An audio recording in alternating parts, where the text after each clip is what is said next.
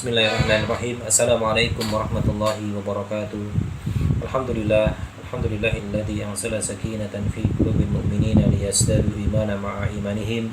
Wa asyhadu an la ilaha illallah wahdahu la syarika lahu wa asyhadu anna Muhammadan abduhu wa rasuluhu alladzi la nabiyya ba'd. Allahumma shalli wa sallim wa barik ala nabiyyina Muhammadin wa ala alihi wa ashabihi wa man tabi'ahum bi ihsanin ila yaumil amma ba'd. Konfidin azan ya Allah, segenap keluarga besar Sekolah Islam Terpadu Fitrah Haniyah yang dirahmati Allah Subhanahu wa taala. Bersyukur di kesempatan hari ini, di malam hari ini, kembali Allah memberikan kenikmatan kepada kita dengan nikmat yang begitu agung, nikmat yang begitu besar untuk bisa bersama-sama kita hadir di momentum Ramadan yang penuh dengan keberkahan ini. Kita berdoa kepada Allah Ta'ala, mudah-mudahan Ramadan ini menjadi Ramadan terbaik dalam hidup kita. Meskipun di Ramadan tahun ini kita sedang mendapatkan sebuah ujian yang begitu sangat luar biasa oleh Allah Subhanahu wa taala. Tetapi ini semua menjadi salah satu penguat kita bahwa sesungguhnya salah satu bentuk cintanya Allah kepada hamba-hambanya adalah dengan ujian-ujian yang Allah berikan kepada hamba tersebut. Khairuddin azan ya Allah, rekan-rekan Fitrah Haniyah dan jamaah dimanapun kita berada. Ketika kita mengkaji sirah nabawiyah, maka kita akan mendapatkan berbagai kisah yang tentunya sangat memberikan inspirasi bagi kita. Mobil khusus tentang bagaimana kiprah atau peran-peran para pemuda di zaman Nabi SAW. Dalam kesempatan yang singkat ini, saya mengutip apa yang dituliskan oleh Dr. Raqib Asyirjani dalam bukunya Menjadi Pemuda Pekat Zaman, bahwa ketika terjadi perang Badar, ada dua tokoh anak muda yang kemudian tokoh ini menjadi inspirasi bagi kita semuanya. Kita berharap kawan-kawan kita yang dari Fitrah Haniyah kelak ada orang-orang yang meneruskan perjuangan mereka, mengambil spirit-spirit perjuangan mereka dalam mengejar impian-impian mereka. Kita juga berdoa barangkali nanti di antara kita generasi-generasi dari yang hadir dari rumah-rumah kita adalah generasi-generasi dengan semangat para pemburu-pemburu kebaikan atau pemburu-pemburu surganya Allah Subhanahu wa taala. Dikisahkan dua orang anak muda ketika terjadi perang Badar.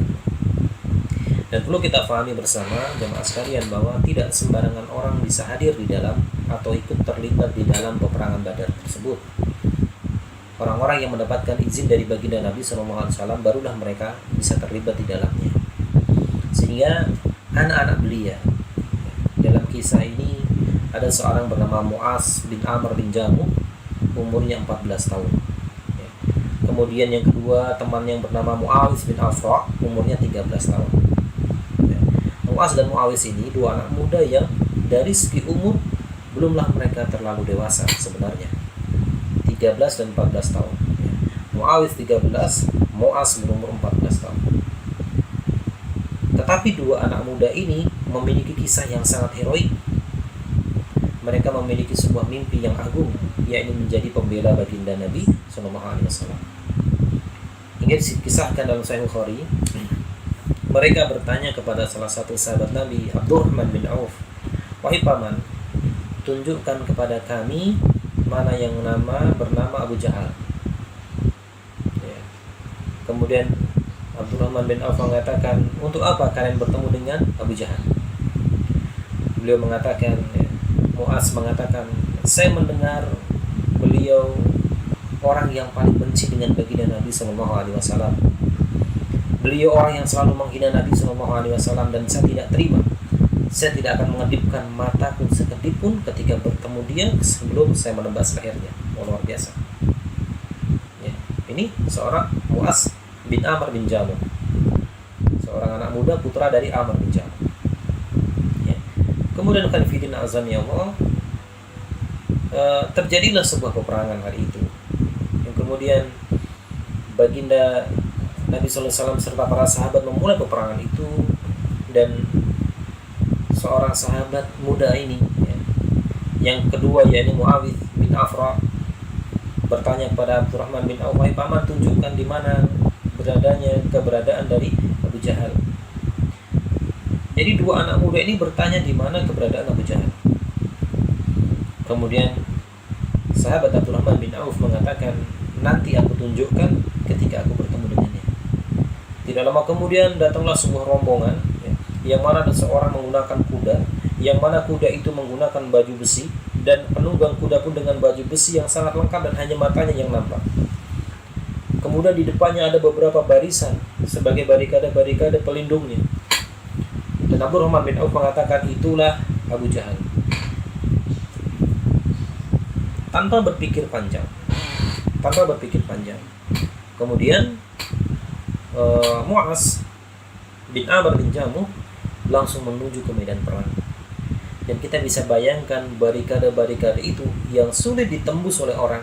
Bahkan pasukan-pasukan itu mengatakan, tidak mungkin ada orang yang mampu menyentuh engkau, wahai tuanku. Abu Jahal maksudnya. Tetapi ternyata pasukan itu mampu diporak-porandakan oleh seorang anak yang bernama Mu'az bin Amr bin Jamuh, umurnya 14 tahun. Dan bahkan beliau mampu menebas paha dari Abu Jahal. Ini luar biasa.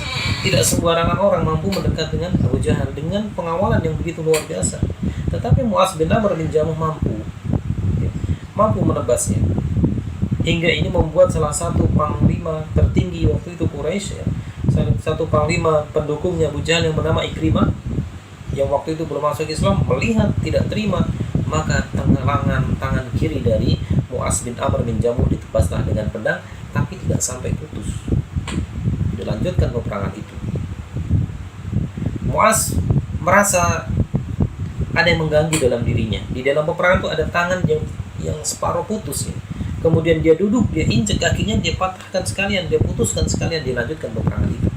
Tetapi dia telah berhasil menebas paha Abu Jahal. Paha Abu Jahal ditebas. Kemudian melanjutkan peperangan. Dan dalam peperangan itu ternyata Abu Jahal tersengal-sengal, merasakan sakit yang luar biasa. Dan giliran sahabat yang muda yang kedua, yang bernama Mu'awis bin Afra, melihat Abu Jahal dalam kondisi demikian, maka di hari itu dibunuhlah Abu Jahal oleh Mu'awis bin Afra.